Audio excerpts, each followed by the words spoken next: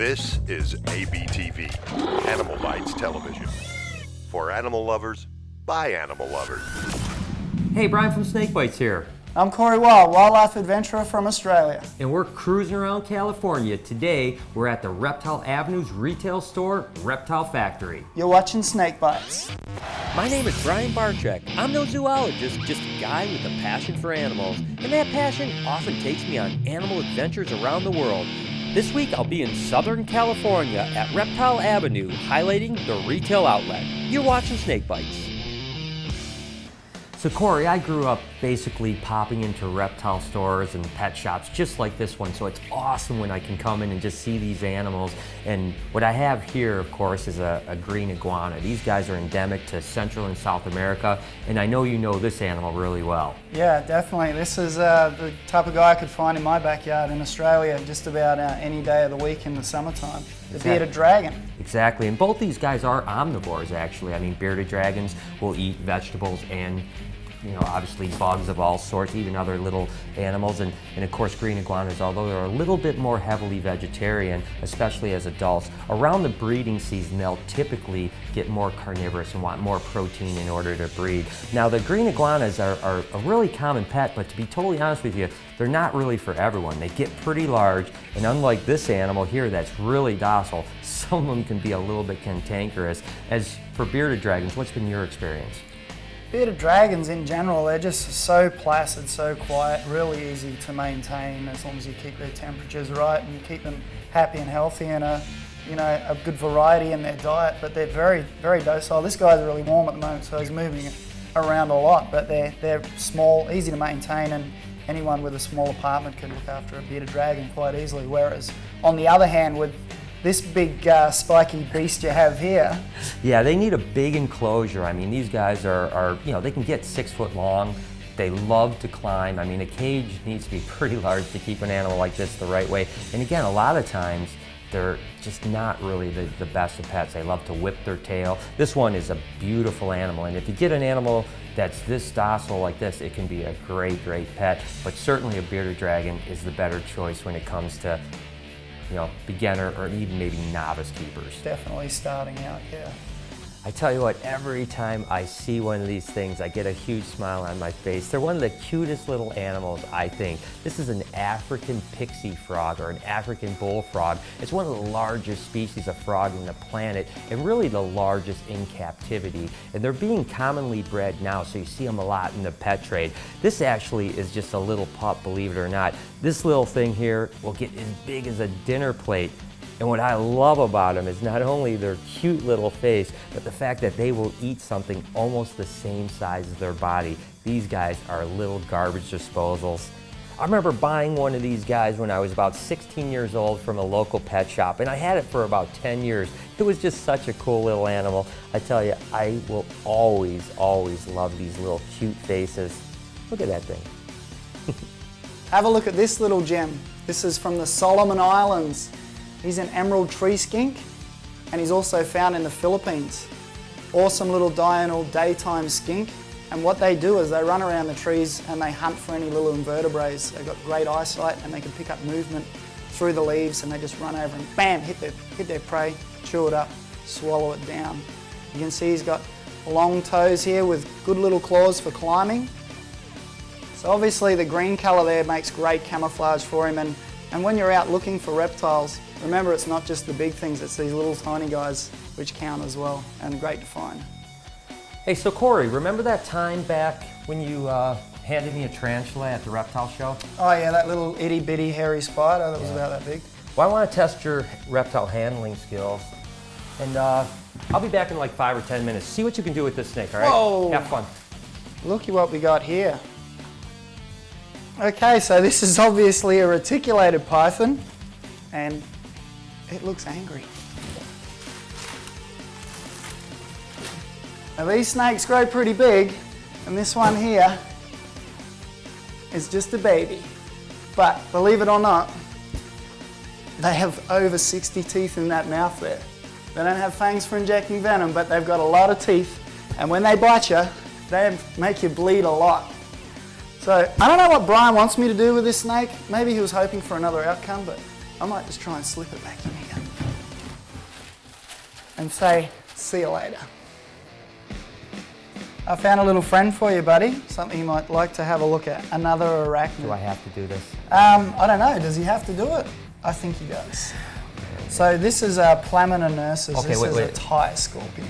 Tell me exactly what you want me to do, because I'm shaking right now. Okay, so basically what we're going to do is get you to just hold your hand out flat like that. Tuck your thumb in. Can I close my eyes, or do I have to keep my eyes in? Tuck my thumb in. Okay. Yeah, tuck your thumb in so there's no gaps. There we go. You can close your eyes if you want to. Okay. Listen, I try to love all animals. I really do, even bugs. But I have an issue with. I'm definitely afraid of. Everyone knows that I'm afraid of arachnids in particular. So this is the first scorpion I've ever held in my entire life. So wow, that's awesome. Faith is in with. Okay. Awesome. All right, awesome. let's do this. Do you trust me? Put the damn scorpion on my hand. All right, buddy. Well, it's healthy for you to get over your fears and, to get handed a scorpion by someone instead of finding one in the wild and having to deal with it. And it's not. It can't sting me like this. It can, but I'll tell you about it later when it's on your hand. Okay, guys, listen. Oh my gosh, this is so bad. Listen, I always talk about people with fear of snakes and how they need to get over their fear of snakes. So I'm always willing to do this type of stuff because I have to conquer my fears, because how can you believe in me about getting over your fear of snakes if I don't get over my fear of bugs and tarantulas and arachnids? And tell me something about it so I can get my mind off it sitting in my hand. All right. Well, they're a really cool arachnid, and obviously they're found on just about every continent and all different types. There's mottled tree scorpions which live in trees under bark. There's desert scorpions which obviously live in the desert in the hot, arid climates, and they dig holes in the desert, and they're nocturnal where it's too hot. And this particular guy is a rainforest scorpion from Southeast Asia. And he will actually come out and actively hunt at night. And any large arachnids that he can grab, or insects that he can catch, grab and overpower, he'll eat those as well, including things like small little slug snakes or worms or any other type of arthropod. In this, what kind of stinger? I mean, is it the bigger the scorpion, the less? That's what I've always heard. Smaller scorpions are worse? Yeah, the general rule of thumb with the scorpions is if he has a big, thick tail and little slim pincers, he needs to have the potent venom because his slim pincers aren't really strong enough to overpower his prey. So he relies on that potent venom. And once again, like all arachnids, they inject venom. They all have venom, and that actually starts the decomposition of their prey before they start eating it. And this guy seems to be upset because he's got his pincher ready to kill me. No, he's not too bad at all. Another interesting thing with these guys too is you see he's got his pincers here, the main two ones. If you have a look right in between there, he's got another set right there. See the little tiny ones? Yeah, they're little and tiny. They come out one at a time and they pull apart his prey as well. So there it is, guys. The first scorpion I've ever handled. I think I did it pretty much like a pro. You nailed it, buddy. Good job, good job. Minus the whining and crying. It's actually a really cool little bug animal. They are. And then actually the first time you see one of these under a black light, you'll fall in love with them because they just glow iridescent. Yeah, what's not to love? All right, guys, I absolutely love blood pythons and short-tailed pythons, and I'm in for a treat right now because these are some beautiful animals right here. This happens to be a T-positive. Whew, it's a little sketchy. This is a T-positive albino blood, which is, whew, these guys sometimes can be a handful. But look at that beautiful snake right there. Again, that's a recessive mutation. And that is gorgeous. And the T-positive part means that it still has some tyrosine, which is a type of melanism that just gives it a more purpley look, which is really beautiful. But take a look at its cage mate here. Whew, I'm gonna do this without trying to get bit, because sometimes these guys can get a little bit raily. And I tell you what, I've been bit by blood pythons this size before. It's not a fun sight. We'll get back in there. Woo! All right, good. All right, so this happens to be what they call a cherry bomb T-positive, which is basically just a line-bred trait to get more red in it. Now look at the difference of that animal. I feel like these guys are a little bit squirmy.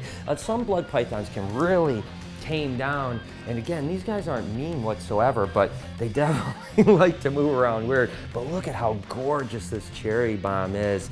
blood pythons are just such an unusual animal because they're so fat and they've got that really cool looking head.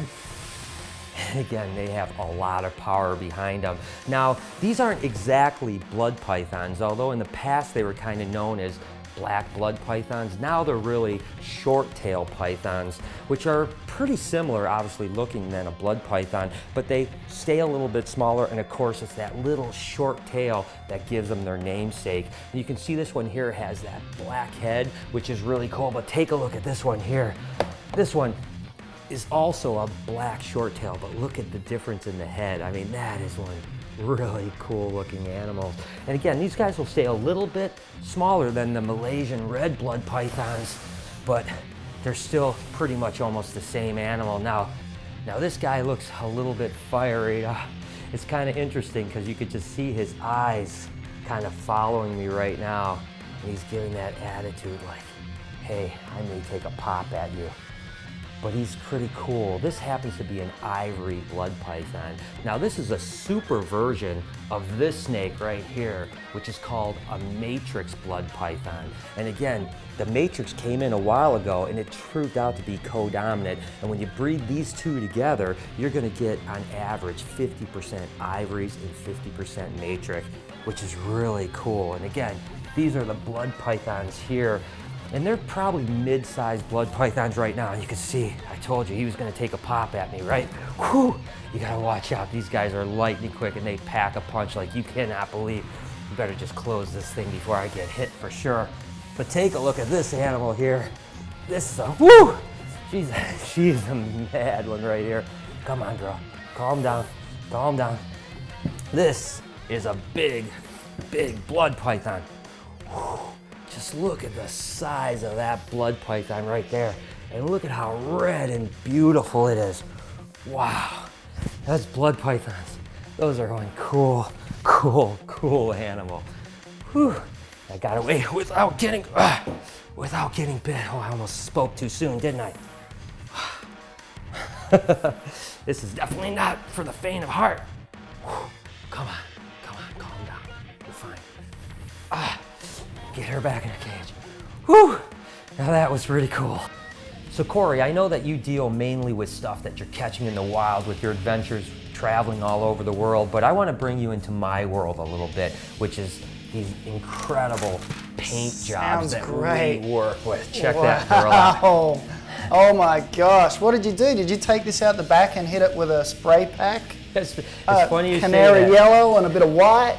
It's funny you say that. We call these paint jobs because that's what we're trying to do. We're combining a little of this, a little of that to make the coolest canvas on that snake. This happens to be a boa constrictor, but it's a snow boa constrictor, which basically just means it's two mutations, both albino and aneurystic. So it takes a while to get something like this, but together it's really super cool, huh?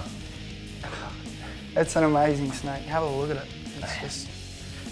but for something like this, which they throw maybe one every 20,000 or so in the wild, the chances of it actually surviving would be pretty much zero, right? Well, the albino certainly, when you take away the camouflage, you're going to have a lot more predation and stuff like that. And then, of course, this is a designer in captivity. So this was an albino that originated in the wild many, many years ago, and then of course an aneurystic that also originated in the wild, and then in captivity we bred them together to produce double heterozygous, and then ultimately 1 in 16 to produce the snow boa constrictor. But I'm not done yet. We got to get this back in its cage because there's all kinds of cool paint jobs. Now I'm going to show you nothing but boa constrictors here, but I want to give you an idea of the difference in what we call polymorphism within the animals themselves. Cool. Take a look at this.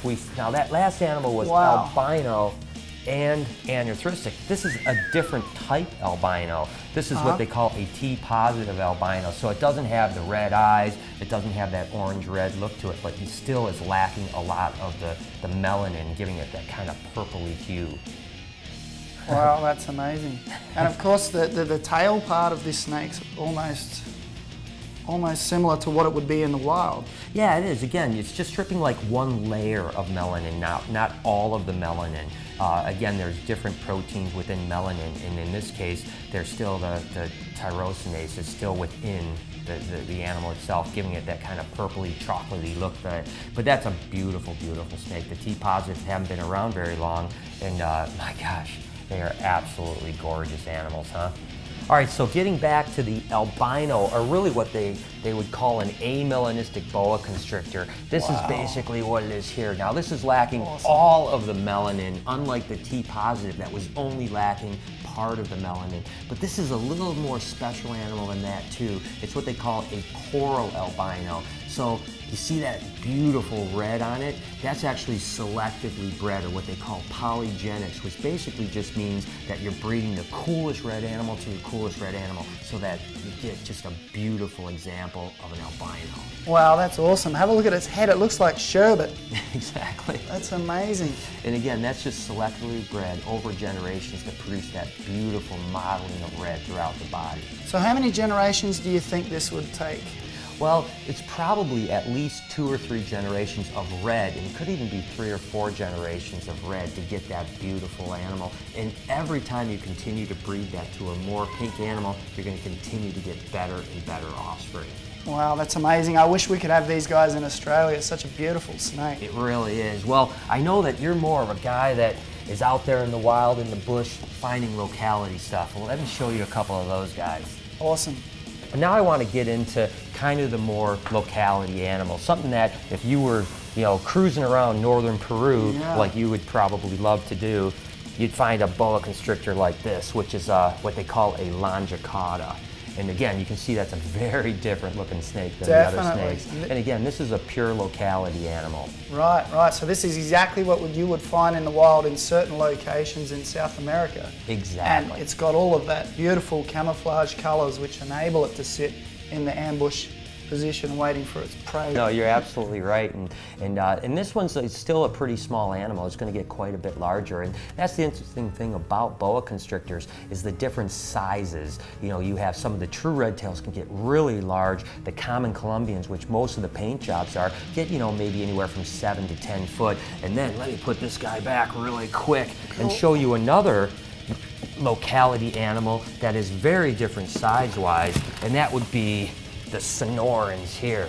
Take a look at this. This happens to be an adult female Sonoran. This is as big as they get right here. So a lot of the Central American animals are actually quite a bit smaller than the South American animals. But that's a pure, again, locality Sonoran boa constrictor. Wow.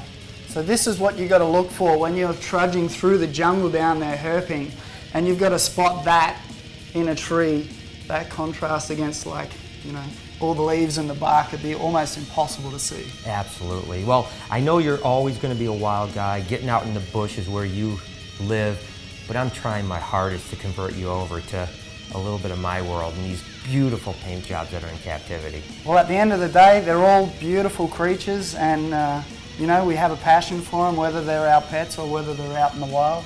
And it's all about teaching people about them, and they're not really that bad. They're really nice, and they don't deserve the reputation that they have. Absolutely. Gorgeous animals. Have a look at this beauty. This is a leucistic Texas rat snake, or as I like to call them, the Texas stink snake. Now what this guy does actually excretes a musk, and it's part of his defense mechanism. And I'll tell you what, woo, she's a bit on the nose. Another one of their snake's defense mechanisms also is to rattle his tail really fast in the leaves, mimicking a rattlesnake, and hissing and letting predators know, I'm here, I'm making out I'm venomous, but I'm not really, so keep out of my way. He's a diurnal daytime snake. He's got big round pupils, and they hunt mice. They're a very fast snake, and he uses that tongue to track down his rodents. But to see just a nice white snake like this is absolutely beautiful. So I'm just chilling here with my new buddy Chico, the black and white Argentine tegu. I tell you, tegus in particular from Argentina are amazing animals. They're super easy to care for. They typically eat mainly carnivorous type stuff. They'll eat dog food, some eggs, typical things like that. They can totally be insanely cool pets, as you can see my boy Chico here. It's a big lizard, so it's sizable enough that makes it super cool, but not so big that it's gonna eat your family dog or anything like that. But hey guys, it's been a great time just traveling around with my buddy Corey, checking this place out, seeing a pet shop for what it really is, a really cool experience for kids that'll come in and really experience their first reptiles and start to get the passion for it. I hope you guys enjoyed it as much as I have.